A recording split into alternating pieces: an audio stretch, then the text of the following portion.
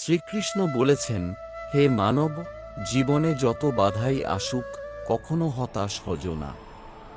কারণ অন্ধকার রাতের পর যেমন সূর্য ওঠে, তেমনি দুঃখের পর সুখও আসে। যে ব্যক্তি ধৈর্য ধরে নিজের কর্তব্য পালন করে, সাফল্য একদিন তার দরজায় কড়া নাড়বেই। তুমি তোমার কর্ম করো, কিন্তু ফলের প্রতি আসক্ত হজো না। কারণ তোমার অধিকার শুধু কর্মে, ফলের উপর নয়। যখন তুমি ফলের চিন্তা ছেড়ে দিয়ে নিষ্ঠার সঙ্গে কাজ করবে, তখন তোমার মন শান্ত হবে এবং জীবনে প্রকৃত আনন্দ খুঁজে পাবে। মনে রেখো, ভয় মানুষের সবচেয়ে বড় শত্রু। যে নিজের ভয়কে জয় করতে পারে, সে পৃথিবীর যে কোনো বাধা অতিক্রম করতে পারে। তাই সাহসী হও, নিজের উপর বিশ্বাস রাখো এবং এগিয়ে চলো। কখনো অন্যের সাফল্য দেখে ঈর্ষা করো না। প্রত্যেক মানুষের পথ আলাদা, সময় আলাদা এবং ভাগ্যও আলাদা। তুমি শুধু নিজের উন্নতির দিকে মনোযোগ দাও। অন্যের সাথে তুলনা করলে শুধু কষ্টই বাড়বে।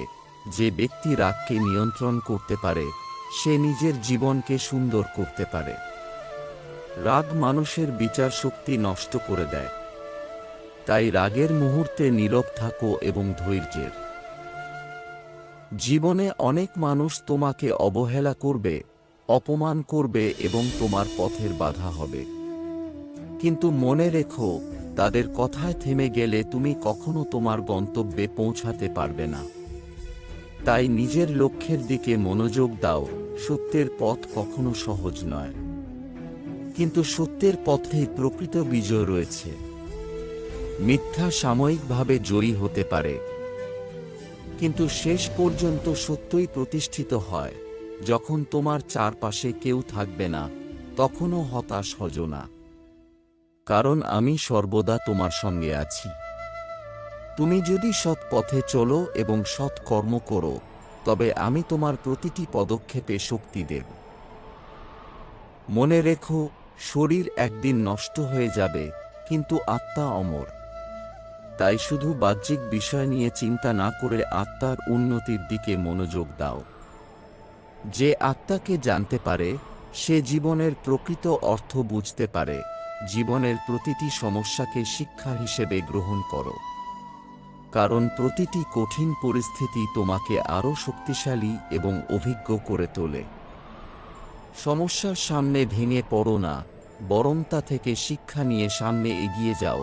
বিশ্বাস রাখো, আজ যে কষ্ট তুমি সহ্য করছো, তা একদিন তোমার শক্তিতে পরিণত হবে। আজ যে চোখের জল ফেলছ, তা একদিন তোমার হাসির কারণ। তাই হে মানব, নিজেকে দুর্বল ভাবো না। তোমার ভিতরেই অসীম শক্তি লুকিয়ে আছে। সেই শক্তিকে জাগিয়ে তোলো, নিজের কর্তব্য পালন করো এবং সৎ পথে অটল থাকো।